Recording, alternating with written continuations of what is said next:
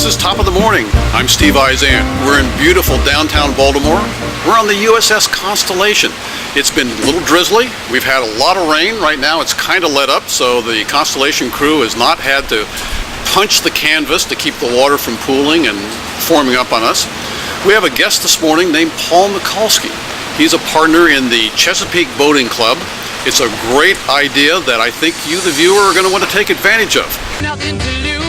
Won't you let me take you on a sea cruise?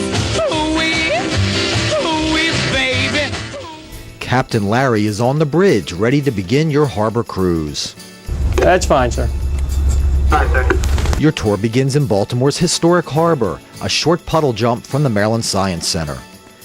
As we sail out of the harbor and throughout the cruise, you'll learn little-known facts. Like, did you know we're not in the Chesapeake Bay? We're sailing along the Patapsco River. From our starboard side, that's the right side for you land lovers, we'll see Federal Hill, where the federal Constitution was ratified and where modern-day revolutionaries like to party all night. The really hip museum on the right is called the American Visionary Arts Museum.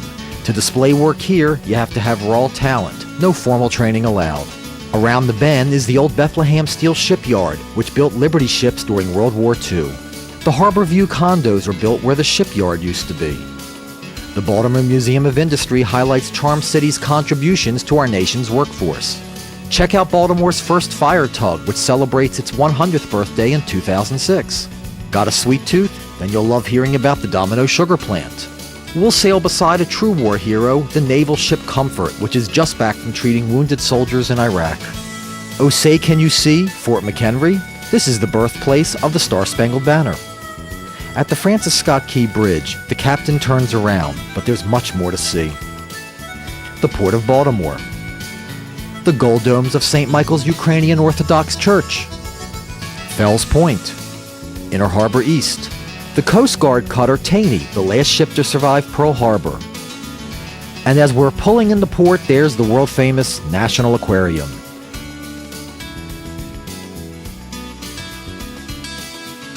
So be my guest, you've got nothing to lose.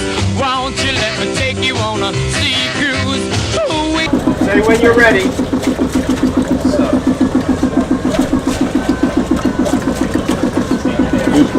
You ready? Know when you want to go. We're going.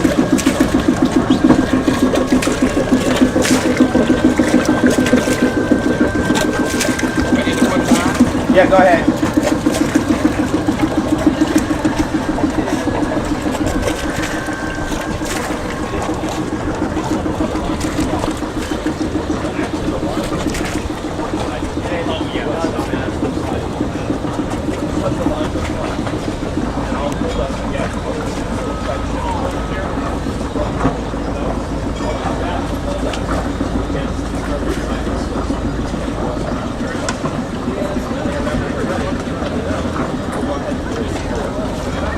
Well, here we are, Eastport, Maryland, Chesapeake Boating Club. We're here with Paul. Paul, tell us a little bit about the Chesapeake Boating Club.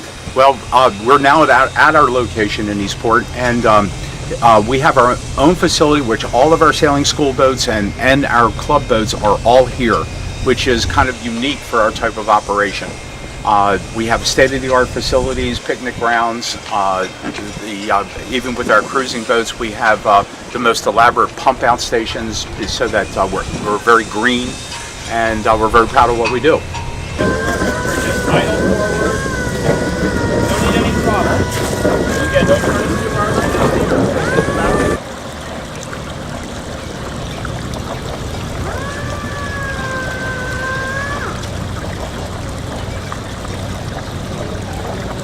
Well, tell us about the J-World captain that just took that sailboat out. Well, that was on a J32, and that was a private lesson. And Aaron has a captain's license, so that's why he can take that boat that has an inboard diesel engine. And the young fellow that was on the boat hired J-World to give him 2 days of private lessons because he's from out of town and he's about to buy a boat. And he wants to sharpen his skills before taking delivery. We're at the Chesapeake Boating Club. We've explained a lot of the benefits and how much fun it would be if you came down to rent one of Paul's boats. We're behind, or actually we're not behind, we are standing in front of one of Paul's boats, which is an Alban Express trawler. And Paul, tell us a little bit about this trawler. Well, it's a very wonderful boat to cruise and stay on. It's available for charter, but it's bed and breakfast. We don't provide the breakfast that happens around the corner, but like this week we have a family staying on the boat for the Naval Academy graduation week. And are they going to take it out at all, or are they just going to use it as the B part of the B&B? About 80% of all of this is the accommodations part of it, Okay. not the actual taking boat out. Now, if someone wanted to rent this boat, they typically would do what, a day cruise or charter? No, it's a minimum 2 nights, 3 days. Okay. And because you have to, doing the checkout and taking you through the boat is very time consuming, and it takes literally like 4 hours to run through the boat to let somebody use the boat. Now, you mentioned the word checkout. When you check somebody out, what do you check out? No, they're how to use the boat, all the systems. We have to take them out to make sure they know how to dock the boat. We have to certify for our insurance company that they're capable of using the boat. Okay. Don't want to have any problems with these boats. No, okay. right. And so, where do people typically go? Do they know where they're going, or do they just sort of set out and go somewhere? No, it's typical. They have to. We ask them to give us a pretty good idea of the float plan. It's also required by the insurance company. It doesn't have to be totally accurate, but typically it'll be St. Michael's, Oxford, Harrington Harbor, Rock Hall, Baltimore Harbor. Okay. Now, this is a trawler, so what kind of speed can you get with Well, a this is an express trawler. Express trawler, So okay. it cruises at 9, 10 knots, and it's capable of doing 12 and 13 knots, but for the most part, people keep it around 10 because it's the most fuel efficient speed, Okay. and they do have to pay for the fuel. Ah, okay. And it's a single engine, or what you would call a single screw? Single engine, yes, Okay. with a bow thruster. With a bow thruster. And that really helps when you're in tight places, right? Absolutely. Tell us a little bit about bow thrusters. Well, it makes you have a joystick and you push it to the left, and it makes the boat go left to the bow. Okay. And so between operating the prop, knowing that on a right-hand prop that it makes, if you go forward, the boat will kick to starboard, and if you're going in reverse, it kicks to port. If you have that information in your head and using the bow thruster, you can manipulate the boat in such a way that it's much easier. Okay. Well, not everyone in our audience is familiar with the terms port and starboard, so Left and right. left and right, okay. That's a new page, so I turned it on. I didn't know that. That's the problem with these machines.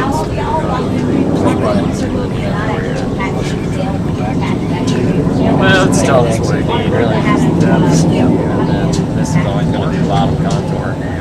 So as we go across the bars. And this is what? This is I guess it's the first 6.6, echo yeah. or whatever, 3 feet or something. So technically, if there's any fish swimming, they'll show up in here.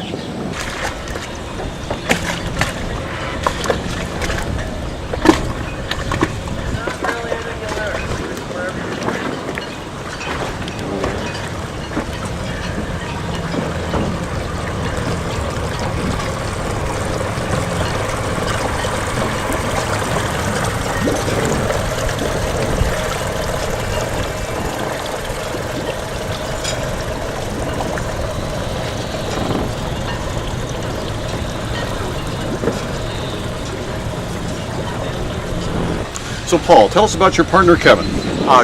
Kevin Ryman runs the day-to-day activities of the club, and just a few minutes ago you saw him taking out a club member doing a checkout, which is he's a sailing member and he wants to consider joining the power part along with sailing.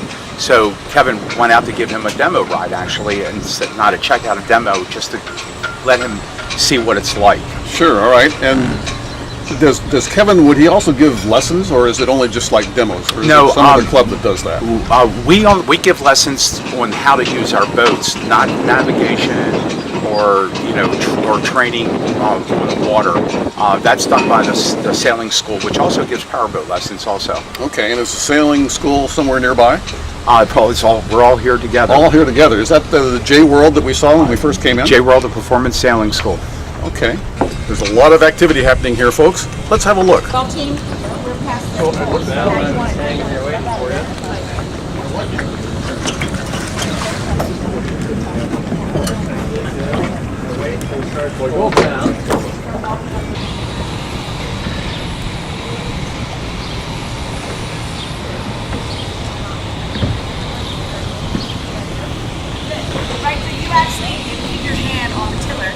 as you walk down, or on the pilot as you walk down. Okay.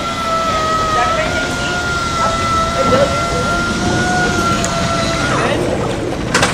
And trim your sail.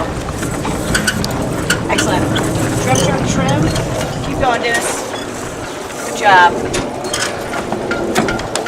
All right. Good trim, Dennis. White boat in front of us. Keep holding on to that, Dennis. All right, and then we'll tack, and we'll go out to the lobby.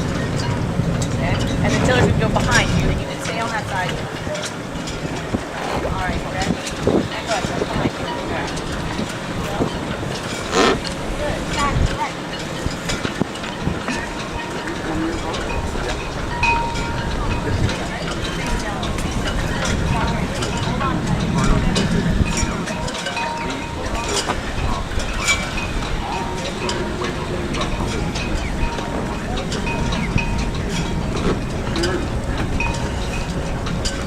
Paul, the boat that we just saw, sailboat, going out for the day, tell us a little bit more about the captain and the crew. Well, that was Carlina. She was our she's a J-Roll instructor, and she's leaving for the morning and the afternoon to give sailing instruction.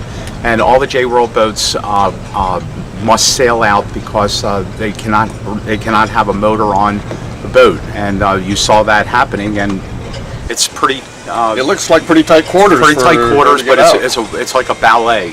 The wind was in the wrong direction, and they went out like nothing, very smoothly, and they didn't hit anything. And you just told me a moment ago that the wind's already changed direction, and they'd have to sail out differently if they were doing it now. Exactly.